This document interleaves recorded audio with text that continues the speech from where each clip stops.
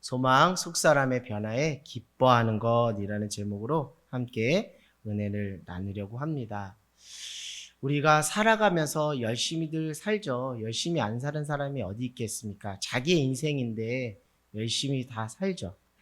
그런데 그 열심에 따라서 돌아오는 어떤 보상을 다 기대하는 것은 당연한 것입니다. 왜냐하면 우리의 삶에 열매를 바라고 또 결과물을 바라는 것은 당연한 것이죠. 그런데 여러분한테 애석한 말씀을 드리면 우리가 수고하고 애쓰고 열심히 살아도 내가 기대한 열매나 결과가 돌아오지 않을 때가 있습니다. 그럴 때 우리는 매우 당황하고 오늘 성경 1절의 표현처럼 낙심할 때가 있습니다. 그런데 먼저 여러분에게 마음을 추스리는 차원에서 말씀드리면 우리가 수고하고 애쓴 그것이 우리의 기대와 결과로 나오지 않을 수도 있다는 것 먼저 여러분에게 말씀드리며 이 말씀을 전할까 합니다. 오늘 낙심하고도 남을 한 인물이 있어요.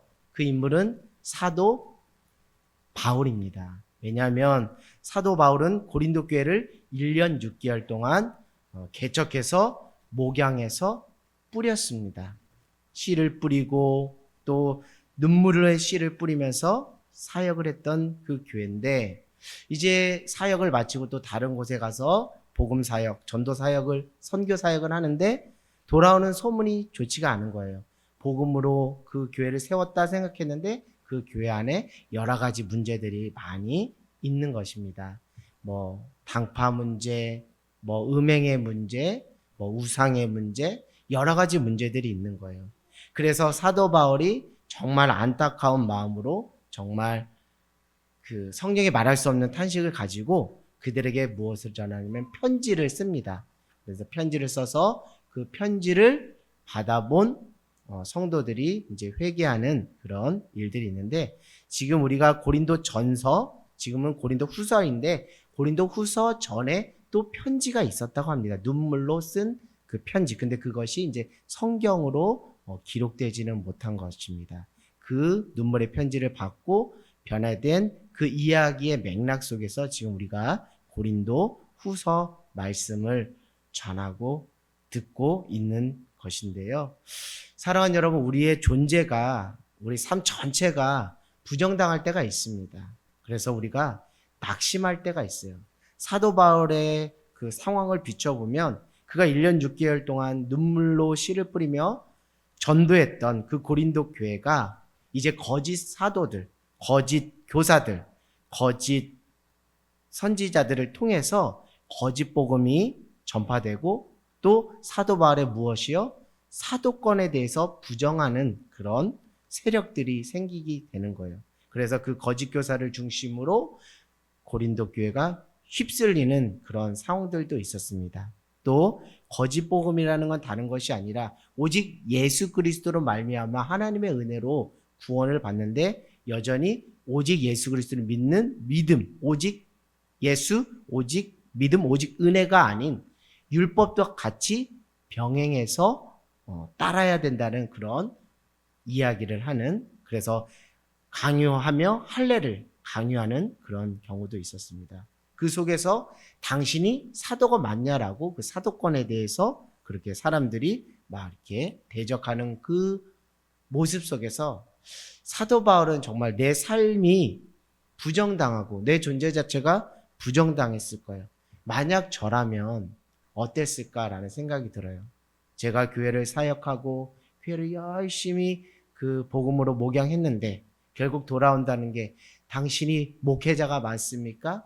당신이 정말 참 목자가 맞습니까? 라고 대적하는 사람들이 있다면 그 삶이 얼마나 괴롭고 힘들겠느냐는 거예요. 사랑하는 여러분, 우리 자녀 세대들도 있고 우리 부모 세대들도 있는데 자녀 세대가 부모 세대한테 절대 하면 안 되는 말이 있습니다. 절대 하면 안 되는 말이 있어요. 그건 다른 게 아니라 엄마가 우리를 위해서 해준 게 뭐가 있어? 아빠가 우리를 위해서 해준 게 뭐가 있어? 이렇게 말하는 게 정말 부모는 그 가슴에 비수가 꽂히는 말이에요. 왜요?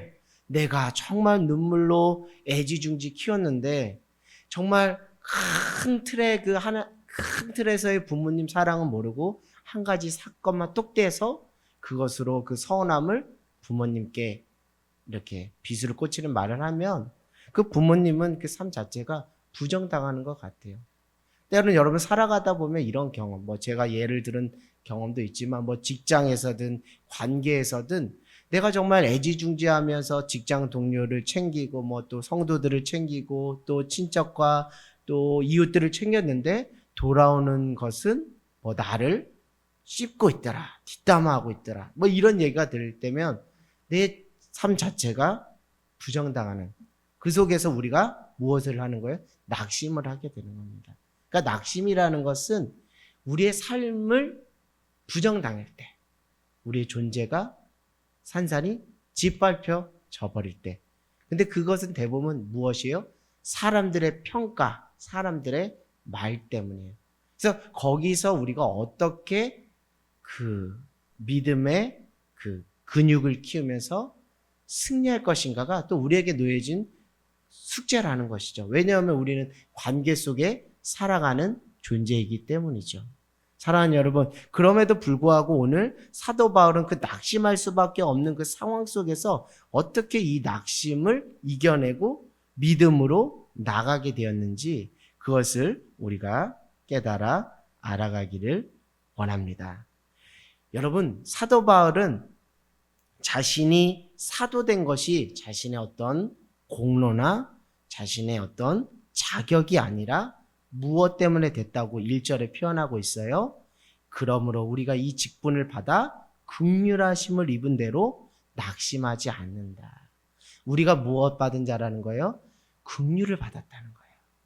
내가 지금 낙심할 수밖에 없는 그런 어떤 상황들이 초래된다 할지라도 그것보다 그것을 덮어버릴 수밖에 없는, 그것을 완전히 녹여버릴 수 있는 무엇이 우리 안에 있다고요? 하나님의 긍휼의 은혜가 있다는 거예요. 왜요? 사도 바울에게 있어서 나는 전에 비방자요, 박해자요, 폭행자요, 만삭되어 나지 못한 나를 하나님께서 긍휼로 이방인의 사도가 되게 하신 그 하나님의 긍휼, 하나님의 은혜가 있기 때문에 이 하나님의 긍휼과 은혜가 무엇을 떠밀어낼 수 있는 힘이 있었던 거예요? 사람들의 평가로 자신의 존재와 삶이 부정됨으로 인한 낙심조차도 능히 이겨낼 수 있는 그런 힘을 갖게 됐다는 거예요. 여기서 능히 이겨낸다는 것은 그 부정당하는 삶이 사도 바울에게 있어서나 여러분의 삶에 있어서 그것이 아예 없어진다라는 것이 아니라 그런 것들은 여전히 있지만 그것을 뛰어넘을 수 있는 내적인 힘이 하나님의 긍휼의 은혜를 힘있고 깨달음으로써 승리할 수가 있다라는 것이죠. 사랑하는 여러분, 낙심이 되십니까? 그렇다면 나를 나되게 하신 것, 나를 하나님의 자녀 되게 하신 것, 내가 정말 죽을 수밖에 없는 죄인임에도 불구하고 하나님의 은혜로 예수 그리스도를 믿는 믿음 안에서 의인이라 여겨주시고 칭해 주신 하나님의 긍휼을 깊이 묵상하고 그 은혜를 묵상하면 낙심 대신 하나님의 은혜가 우리의 심령을 주장함으로 승리의 길을 걸어가는 놀라운 은혜가 있게 될 줄 믿습니다. 결국 낙심될 때 더 큰 하나님의 은혜를 보는 거예요. 더 큰 하나님의 긍휼과 그 인애하심과 그 자비하심을 바라보면서 살아가는 것이죠. 사람들의 평가로 인한 그 상처와 낙심보다 하나님이 나를 지금 어떻게 여기시고 있는가, 나를 어떻게 바라보고 계신가, 나를 어떻게 명명하고 있는가를 보라는 거예요.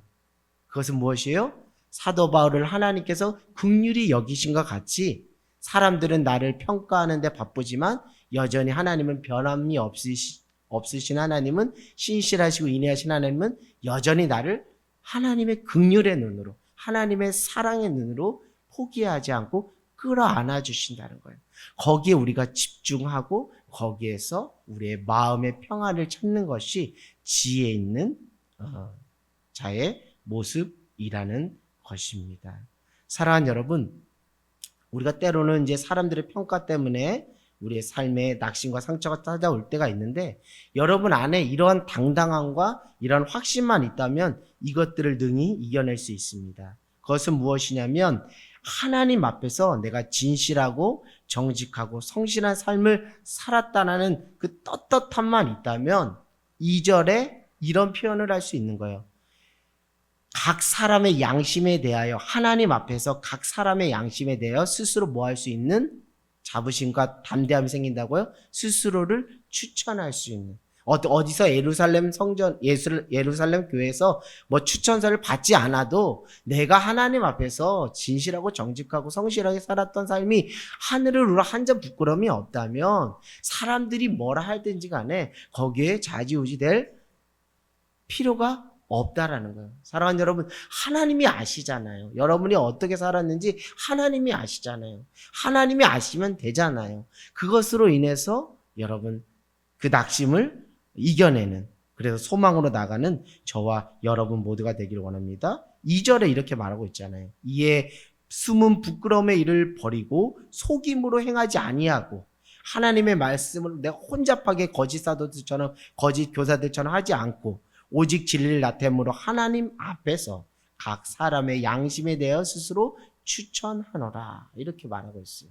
사랑하는 여러분, 오늘 하루를 살아도 하나님 앞에 어떻게 살았냐는 것을 통해서 우리가 정말 그 낙심을 이겨낼 수 있는 은혜가 있다는 거예요. 우리는 3절에 만일 우리의 복음이 가리었다면 망하는 자들에게 가려진 것이라. 결국 무엇입니까? 우리는 그들이 듣든지 그들이 듣지 않든지 때를 얻든지 때를 얻지 못하든지 우리는 복음을 전하는 그 사명을 진실하고 성실하고 정직하게 했을 뿐 그들이 받아들이지 않는 것뿐이다. 이런 표현을 하게 되는 것이죠. 사랑하는 여러분, 오늘 또 세 번째로 여러분들에게 말씀드리면 확실한 삶의 방향과 목적, 하나님의 부르심과 사명이 있다면 그 낙심 또한 우리가 이겨낼 수 있다는 거예요. 그 표현이 5절에 있습니다. 5절에 우리 한번 읽어볼까요? 우리는 우리를 전파하는 것이 아니라 오직 그리스도 예수의 주 되신 것과 또 예수를 위하여 우리가 너희의 종된 것을 전파하노라. 아멘. 그러니까 우리의 삶의 방과 목적이 뚜렷하면 낙심의 에너지를 쓸 겨를이 없어요. 사명 감당하는데도 부족하기 때문에요. 우리의 사명은 무엇이라고요? 예수님이 주님이시다, 주인이시다, 그리스도 구원자이시다. 그리고 우리는 무엇이다? 종이다. 이라는 것을 그 정체성과 그 목적을 가지고 살아가는 것이 중요합니다. 사랑하는 여러분, 여러분을 누가 부르셨어요? 하나님을 부르셨습니다. 그렇다면 하나님께서 여러분에게 무엇인가를 맡겼을 거예요. 하나님의 부르심이 있고 하나님의 사명이 있는 줄 믿습니다. 하나님께서 하늘 땅 교회 여러분을 이곳으로 부르셨다면 그 부르심에 맞는 사명이 있는 줄 믿습니다. 이 부르심과 사명이 우리가 사명을 놓쳐버리면 어느 순간 우리 안에 계속 섭섭함이 들어오게 돼요.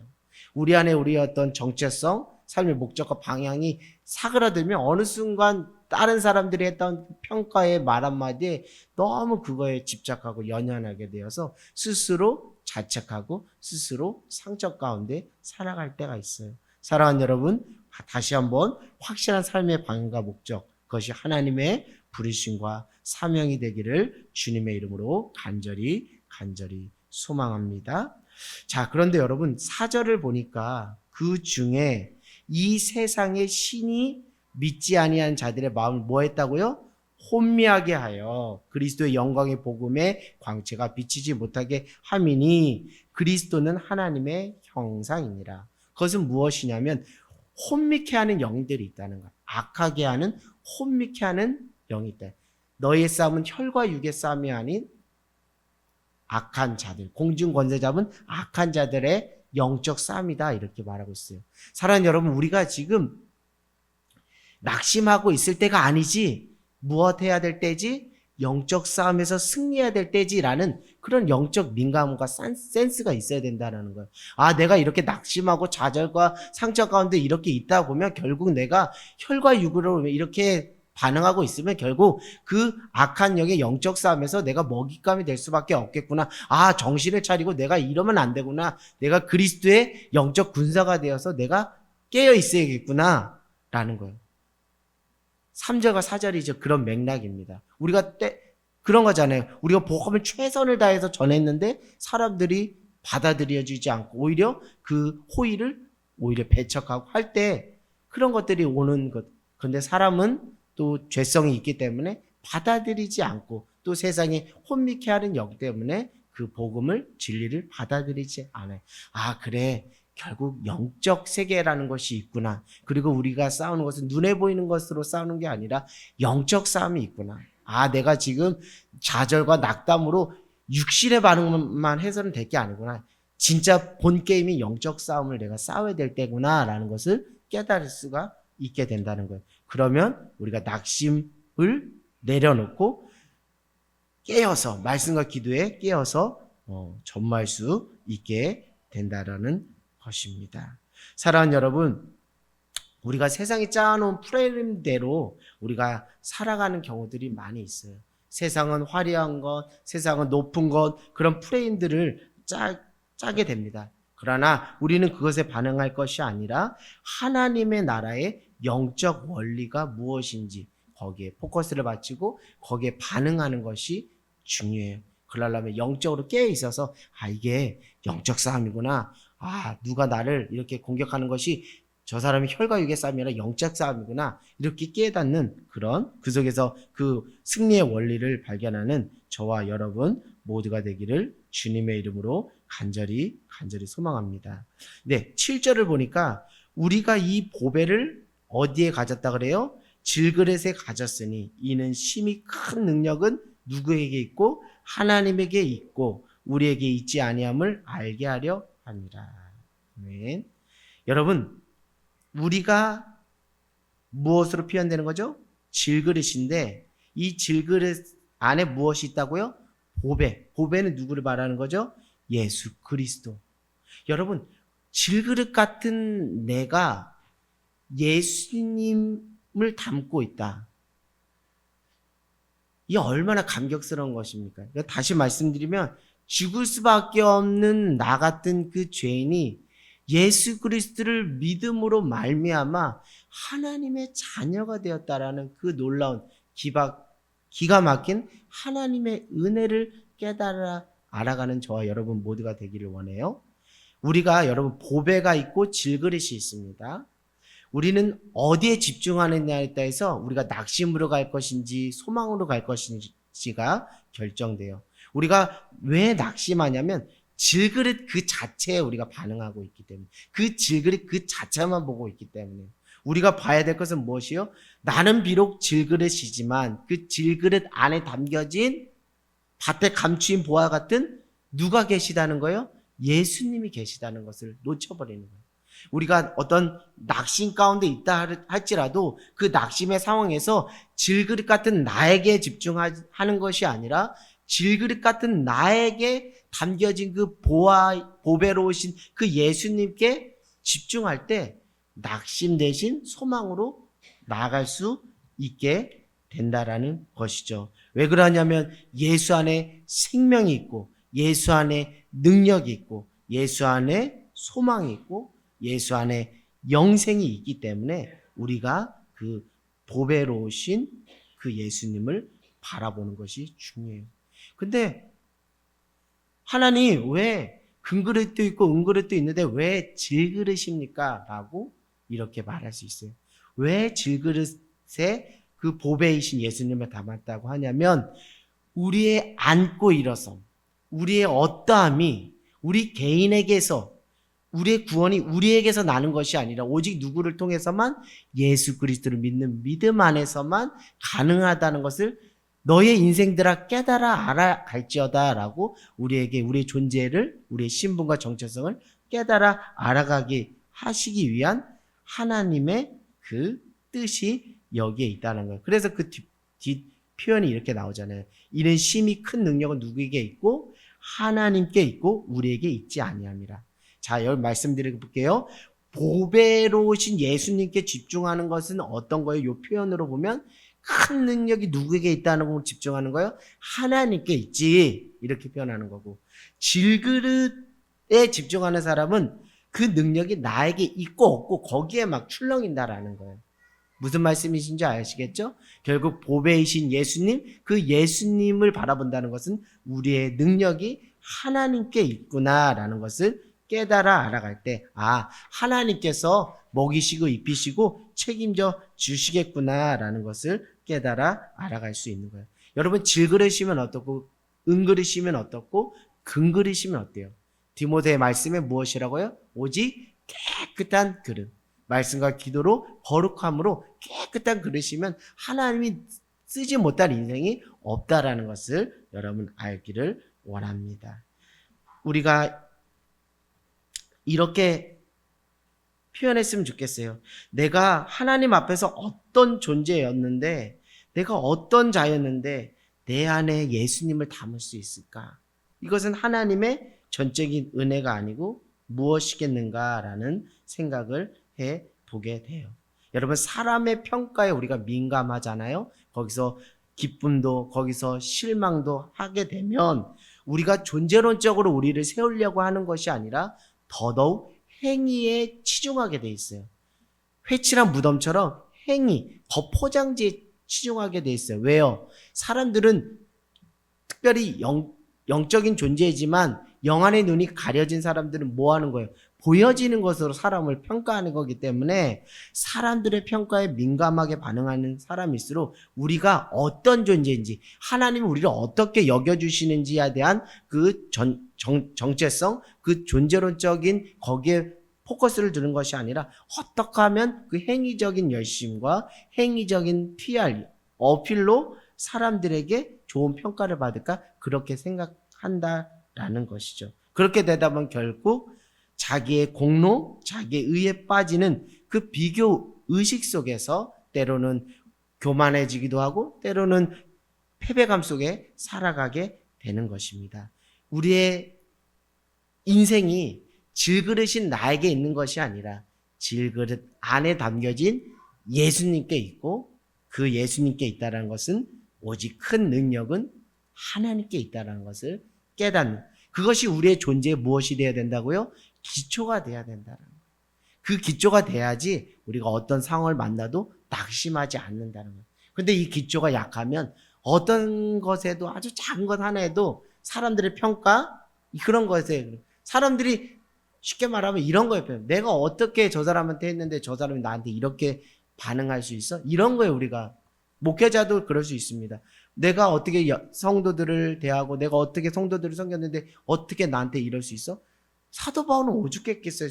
오죽했겠습니까? 1년 6개월 동안 했는데 돌아오는 것은 당신이 사도 맞냐? 당신은 그 거짓 사도다. 그리고 당신은 거짓 복음을 전하다. 이렇게 반박하면 그것처럼 얼마나 상심되는 것이 크겠어요. 그러나 그가 행위적인 거에 관심을 갖는 것이 아니라 하나님이 나를 긍휼히 여겨주셨고 그 직분을 여겨주셨고 하나님의 부르심과 사명이 분명하기 때문에, 그리고 나는 질그릇이지만 내 안에 예수가 담겨져 있고 그 능력이 내 안에 있지 않고 하나님께 있기 때문에 나는 낙심 대신 소망을 붙잡고 나아간다. 다시 사명을 감당한다라고 말씀드릴 수 있는 것입니다. 사랑하는 여러분, 우리가 10절이에요. 우리가 항상 예수의 죽음을 몸에 짊어짐은 예수의 생명이 또한 우리 몸에 나타나게 하려 함이라. 우리가 살아있는 자가 항상 예수를 위하여 죽음에 넘겨짐은 예수의 생명이 또한 우리를 죽은 육체에 나타나게 하려 함이라. 이것은 무엇이냐면 오직 예수 안에 참된 생명이 있다는 확신이 있다는 거예요. 오직 예수 안에 참된 생명이 있다는 확신이 있는 거예요. 사도 바울의 사역이라는 것은, 삶이라는 것은 배고픔을 당하고 우겨싸움을 당하고 8절에 보니까 사방에 우겨싸움을 당하고 답답한 일을 당하지만, 그러나 그들은 우겨싸움을 당하여도 쌓이지 않고 답답한 일을 당하여도 낙심하지 않는 것은 무엇이 분명하기 때문에 그들 안에 오직 예수 안에 생명이 있다. 예수 안에 능력이 있다. 예수 안에 소망이 있다는 확신이 있기 때문에 10절과 11절의 이 표현, 우리가 죽음을 예수의 죽음을 몸에 짊어지는 것 같으나 결국 그것은 예수의 생명을 우리가 짊어지고 누리는 것이고 살아있는 자가 항상 예수를 위해 죽음에 넘겨짐은 예수의 생명 또한 우리 죽을 육체에 나타나게 하려는 것이다. 그래서 이런 표현을 하잖아요. 죽고자 하는 자는 살 것이라고 하잖아요. 예수님을 위해서 죽기를 각오해 보십시오. 그 자 안에 예수 생명으로 살리는 그 은혜가 여러분의 삶을 이끌어 주실 줄 믿습니다. 결국 예수 안에 생명이 있다는 확신은 무엇이냐면 현실이 어떠하든지 간에 진정한 생명의 누림이 오직 예수 안에 있다라는 것. 그리고 오직 예수를 사귀고 누리는 그 신비적인 연합을 통해서 그 생명, 내 겉사람은 배가 고프고 우겨쌈을 당하고 감옥에도 갇히고 매질을 당해도 내 영혼이 막 꿈틀대는 거예요. 예수 생명으로 꿈틀대는 거예요. 그것은 경험해보지 못한 사람은 알 수 없습니다. 그러나 경험해본 사람은 내 안에 그 예수의 생명이 꿈틀대고 있다라는 것. 그 확신 속에서 이런 표현이 또 연결되지 않을까 싶어요. 진리를 할지 진리가 너희를 자유케 하리라. 감옥에 있어도 갇히지 않아요. 내 육신은 갇혀 있지만 내 영혼과 정신은 갇히지가 않아요. 왜? 내 안에 예수 생명이 꿈틀꿈틀대고 있기 때문에. 사랑하는 여러분, 사람들의 평가라는 감옥에 갇혀 있습니까? 여러분 그 감옥에서 빨리 나오십시오. 빨리 나오십시오. 거기서 낙심하고 있습니까? 그 낙심의 감옥 속에 갇혀 있습니까? 거기에 우겨싸움을 당하고 있습니까? 그곳에 답답한 일로 낙심하고 있습니까? 거기에 소망이 없어요. 오직 예수 안에 생명이 있고 예수 안에 소망이 있고 예수 안에 능력이 있습니다. 하나님이 나를 어떻게 보시는가 그거에 좀 집중했으면 좋겠어요. 그것이 우리의 존재의 기초가 되었으면 좋겠고 우리의 신분과 정체성이 되었으면 좋겠어요. 우리가 죽을 수밖에 없는 죄인이었는데 정말 사람들이 어떤 평가를 하든지야 상관없이 내가 사람들의 좋은 평가를 받든지 아니면 좋지 못한 평가를 받든지 그것과 상관없이 내 행위와 그 공로와 자격 여와와 상관없이 하나님은 우리를 위하여 독생자 예수 그리스도를 십자가에 내어주심으로 하나님의 긍휼로 우리를 하나님의 자녀로 삼아주신 그 은혜가 누구에게 있는 것이 아니라 우리에게 있다라는 거예요. 그것이 사람의 평가보다 그것이 우리가 밭에 감춘 보화 그것을 우리가 캐고 그것을 붙잡아야 된다고요. 그래서 모든 소유를 팔아서 그 밭에 감춘 보화를 발견한 것처럼 우리가 그것에 집중하고 그것에 목말라하고 그것에 포커스를 맞춰야 된다라는 것이죠. 그것에 포커스를 맞췄던 한 인간이 사도 바울이고 그래서 그는 때론 넘어지고 낙심할 수 있었지만 다시 오뚜기처럼 그 복음 사역을 잘 감당할 수 있게 된 것입니다. 현실의 죽음이 죽음으로 끝나지 않도록 예수님께서 생명으로 우리를 이끌어 주실 줄 믿습니다. 13절에요. 기록된 바 내가 믿었으므로 말하였다.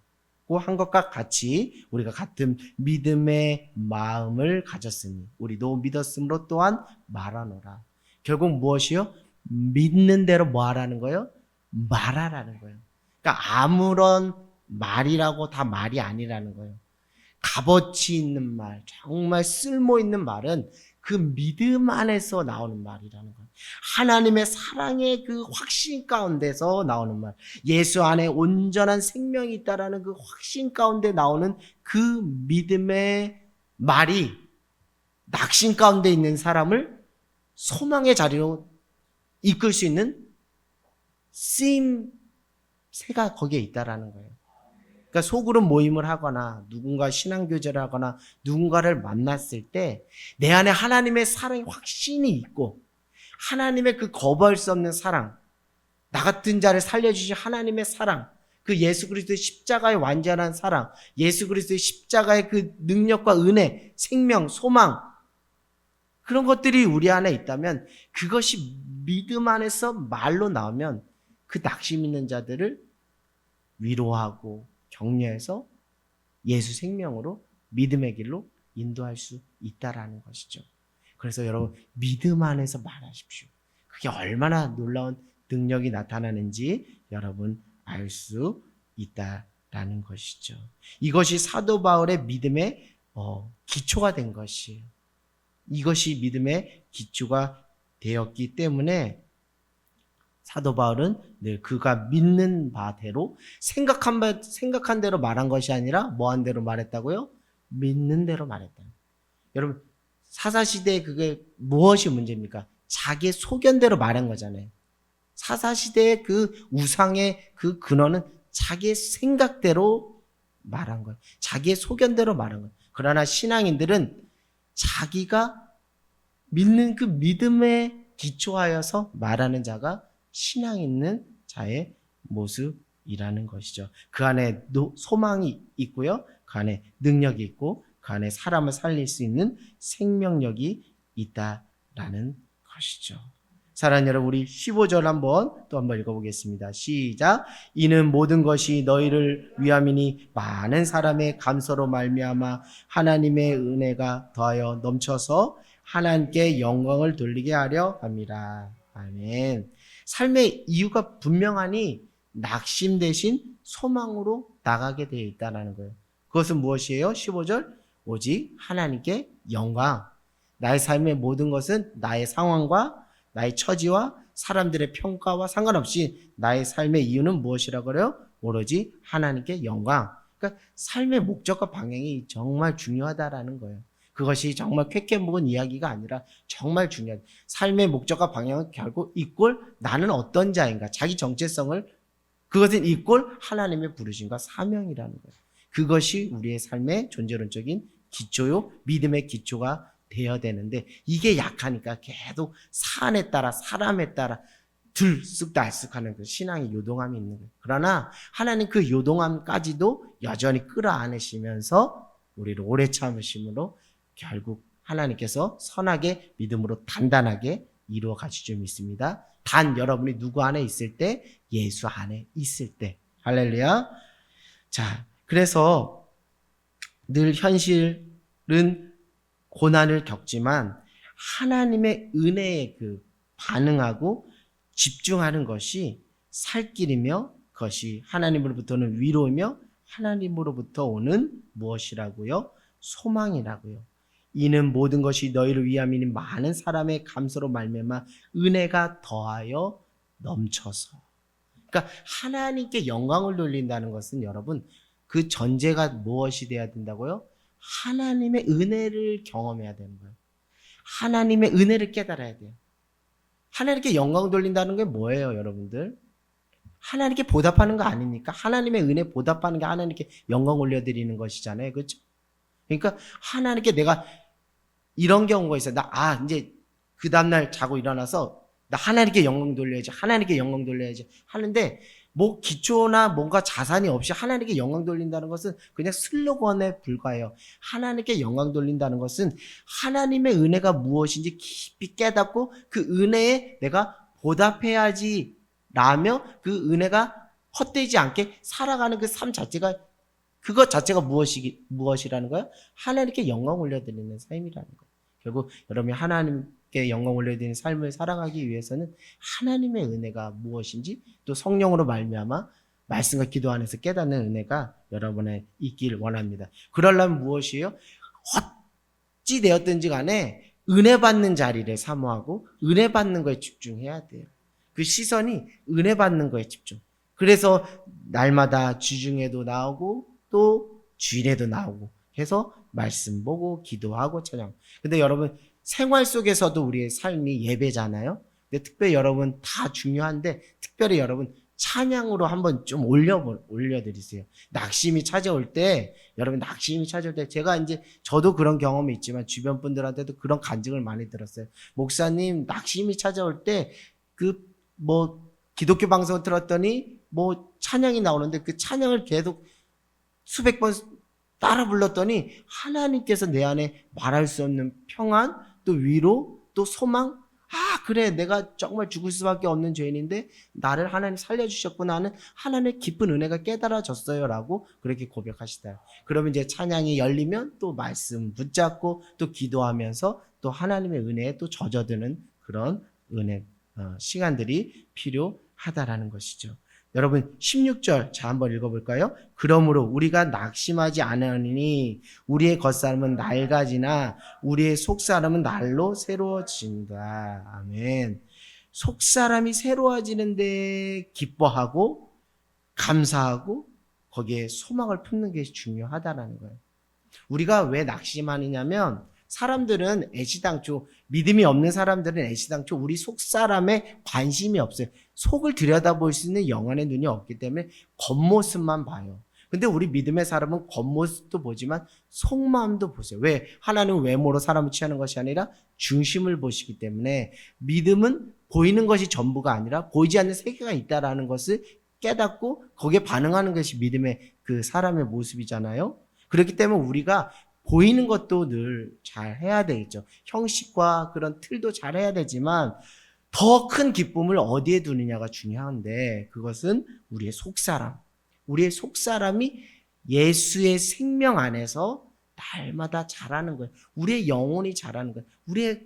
우리의 육신, 우리 뭐 청춘교회, 우리 또 아프신 분들, 여러분들 보면 몸이 예전 같지가 않아요. 그래서 속상할 때가 있어요. 그러나 거기에만 집중하지 마시고 그 육신이 쇠잔해지지만 내 속사람은 예수의 생명으로 꿈틀대고 있구나. 내 영혼이 정말 풍성하게 지금 살찌고 있구나. 거기에 또 기쁨을 두고서 거기에 감사를 두고서 거기에 소망을 둔다면 또 이 겉사람의 그 연약함에 대한 낙심을 이겨낼 수 있는 그 힘이 거기에 생긴다는 것이죠. 그것은 무엇이냐면 썩어질 것, 없어질 것에 우리가 겉으로 보여지는 것에 집중할 것이 아니라 우리 속사람의 내면, 그 성화, 예수님을 닮아가는 것, 예수님의 성품에 참여함으로 오늘도 예수님을 닮아감으로 그리스도의 향기로 편지로 살아갔다는 것. 내 힘으로 살아가지 않고 하나님의 은혜를 힘입어서 살아간 그 한날을 향기로운 제물로 하나님의 존전 앞에 올려드릴 때 오는 그 뿌듯함, 영적인 뿌듯함, 거기서 오는 그 기쁨과 감사, 거기에 소망을 두고 살아가라는 거예요. 그러면서 하나님 나 이쁘죠? 하나님 나 잘했죠? 라고 이렇게 하나님과 허물없이 대화할 수 있는 그런 하루의 삶의 하루를 하나님 앞에 올려드리는 거예요. 거기에 기쁨을 두고 감사함을 두라는 거예요. 하나님 조금 잘했죠? 잘했죠? 옛날에는 울쑥울쑥하고 화내고 그랬는데 이제 조금 그래도 온유하고 겸손함으로 조금씩 바뀌어가고 있죠?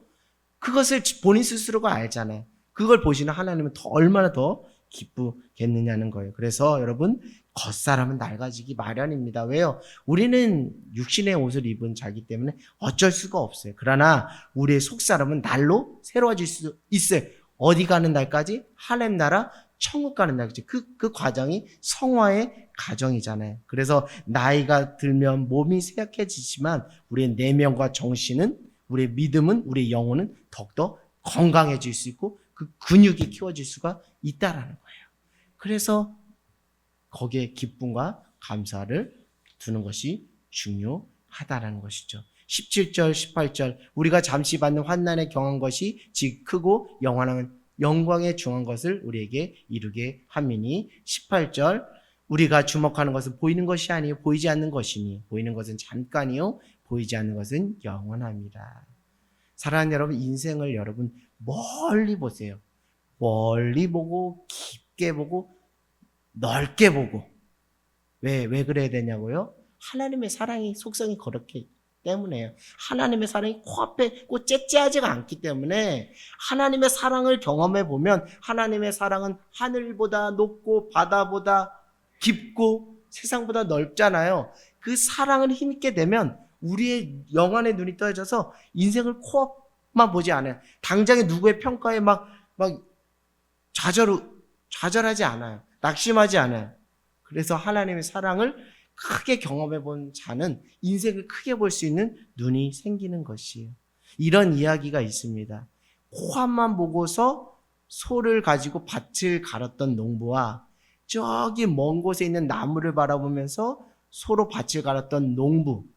뒤를 돌아보니까 어떤 사람이 잘 갈았냐면 멀찍이 그 소나무, 그 나무 한 그루를 보면서 표대를 바라보면서 갔더니 그 당장은 그때는 힘들었지만 결국 올곧게 가더라는 거예요. 그런데 코앞만 보고 하는 결국 막 들쑥날쑥하다는 거예요. 믿음의 주여 온전케 하신 그 예수님, 그분을 바라봄으로 그 표대를 바라봄으로, 이전 거 생각하지 않고 그 표대를 바라봄으로 계속 가는 거예요. 그 표대를 바라본다는 것은 무엇이냐면 우리가 주목하는 것은 보이는 것이 아니에요. 당장 코앞에 보이는 이득과 평가와 그런 어떤 우리의 그 이해관계가 아니라 보이지 않는 것이니, 보이는 것은 무엇이라고요? 잠깐이요. 보이지 않는 것은 영원하다는 거예요. 결국 인생을 멀리 본다는 것은 죽음 너머에 계신 그 영원한 천국 본향까지 그 내다들 수 있는 그 영안이 거기까지 열릴 때 우리가 오늘 하루의 삶에 좌절과 낙담하지 않고, 그래, 좌절과 낙담할 일이 있지만 내가 여기서 멈춰설 인생이 아니지, 여기의 인생은 무엇이지, 나는 나그네지, 여기가 나의 본향이 아니지, 저 천국 영원한 그 영생, 그 본향을 향해 가야 되는 그 천국이 있지. 그렇게 하면서 그 나무를 바라보고 서로 밭을 갈았던 그 농부처럼 올곧게 우리가 믿음으로 걸어갈 수 있다라는 것이죠. 사랑하는 여러분, 눈에 보이는 것을 전부라 여기지 않기를 원합니다. 눈에 보이는 것을 전부라고 여기는 신앙이 다른 게 아니에요. 그걸 네 글자로 기복주의라는 거예요. 기복주의. 눈에 보이는 이득, 눈에 보이는 것만 취하는 게 그게 기복주의예요. 그 안에 부활의 산소망이신 예수가 있습니까? 능력이 있습니까? 없잖아요. 우리 송재성 목사님의 어머니 되신 고 최기현 우리 집사님의 그 장래 여정을 보면서 저는 오늘 이 말씀이 저에게 더 마음에 와닿아요. 그가 정말 그 하나님 나라 그 천국에 그 들어갈 그 삶을 살아갔던 그 영적인 원리와 비결이 눈에 보이는 것이 전부가 아니라 보이지 않는, 그러나 존재하는 하나님의 나라, 그 천국, 그 영적 세계를 알았기 때문에 이 땅에서 하나님 나라 천국을 준비하지 않았는가라는 생각을 해보게 됩니다. 코앞에 부분에 현실에만 반응하지 말고 인생을 길게 멀게 죽음 너머의 세계까지 바라보는 믿음의 안목이 필요해요. 결국 육신의 눈이 아닌 믿음의 눈으로 바라봐야 죽음을 넘어 영원한 세계가 있다는 것을 우리가 알 수 있다는 것이죠. 사랑하는 여러분, 여러분 안에 속사람으로 인하여 날마다 여러분 새로워지고 있는 그것에, 사람의 평가에 기뻐하는 것이 아니라 내 속사람의 변화에 기뻐하고 계신지 한번 여러분 질문해 보시고요. 이 땅의 삶이 전부가 아니라 영원한 천국 본향을 바라보며 믿음의 주에 온전케 하신 예수를 바라보고 있는지 그걸 한번 보시길 바랍니다. 아울러 예수를 닮아가고 계신지, 예수님의 성품에 참여하고 계신지요. 여러분 낙심하지 마십시오. 예수 안에 생명이 있고, 예수 안에 능력이 있고, 예수 안에 영광이 있고, 예수 안에 참된 소망이 있습니다. 결국 믿음의 승리라는 것은요, 부호로 말하면, 수학 부호로 말하면 낙심이 있고 소망이 있는데, 예수를 믿음으로 이 소망이 낙심보다 크게 작동할 때 결국 우리가 시행착오는 겪을 수 있지만 믿음으로 승리할 수 있는 것이죠. 여기서 낙심이 아닌 소망으로 나가는 그 은혜가 임하게 된다는 것이죠. 사랑하는 여러분, 세상 사람들에게 이 소망의 그 숨은 비결, 그 소망이신 예수님을 전할 그 때가 바로 이때인 줄 믿습니다. 오늘날 많은 사람들이 정말 특별히 정신적으로 어려워하는 분들이 많이 있어요. 그것은 그 영적으로 보면 보이는 것이 전부라고 여기는 그 편협한 그 세계관과 그 안목이 그들로 하여금 두려움과 그들로 하여금 낙심으로 그들을 이끌어가고 어둠으로 이끌게 하는 것 같아요. 그들에게 예수님을 전하고 예수님 안에 소망이 있고 능력이 있고 생명이 있다는 것 다시 그들에게 전해주는 우리 모두가 되기를 주님의 이름으로 간절히 소망합니다.